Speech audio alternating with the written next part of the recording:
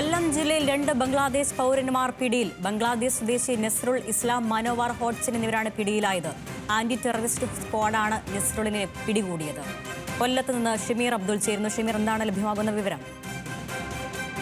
അരുണ്യ, അല്പസമയം മുമ്പാണ് ഇവരെ പിടികൂടിയത്. ഇവർ വർഷങ്ങളായി ഇന്ത്യയിൽ കഴിഞ്ഞു വരികയായിരുന്നു. ആസാം സ്വദേശികളെന്ന വ്യാജേനയാണ് ഇവർ കേരളത്തിൽ കഴിഞ്ഞു വന്നത്.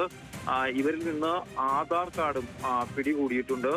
പിന്നീട് ഇവരെ ആന്റി ടെറർ സ്ക്വാഡ് കൂടുതൽ ചോദ്യം ചെയ്തപ്പോഴാണ് ഇവർ ബംഗ്ലാദേശ് അതിർത്തി കടന്ന് ഇന്ത്യയിലേക്ക് വർഷങ്ങളായി അതിർത്തി കടന്നെത്തി ഇന്ത്യക്കാരെന്ന വ്യാജേനെ താമസിച്ചു വരികയായിരുന്നു. ഇന്ത്യയിലെ വിവിധ ഇടങ്ങളിൽ താമസിച്ച ശേഷം ഇവർ കേരളത്തിലേക്ക് എത്തുകയായിരുന്നു. ഇത്തരത്തിൽ കൂടുതൽ പൗരന്മാർ കേരളത്തിലേക്ക് എത്തി എന്നൊരു വിവരത്തിന്റെ അടിസ്ഥാനത്തിലാണ് ഈ ഒരു പരിശോധന ഇതര സംസ്ഥാന തൊഴിലാളികൾ തങ്ങുന്ന കേന്ദ്രങ്ങളിൽ ആന്റി ടെറർ സ്ക്വാഡ് നടത്തി വരുന്നത്. ഇതിന്റെ ഭാഗമായിട്ടാണ് ഇത്തരത്തിൽ ബംഗ്ലാദേശ് സ്വദേശി നസീറുൽ ഇസ്ലാമിനെയും മനോവർ ഹോഡ്സാനെയും പിടികൂടിയത്. ഇവരെ അഞ്ചൽ പോലീസിന് ആയൂരിൽ നിന്നും പിടികൂടി അഞ്ചൽ പോലീസിന് കൈമാറുകയാണ്.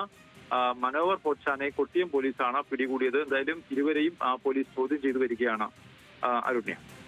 ശരി, കൊല്ലത്തുനിന്ന് ഷമീർ അബ്ദുള്ളാണ് വാർത്തയുടെ വിശദാംശങ്ങൾ നൽകിയത്.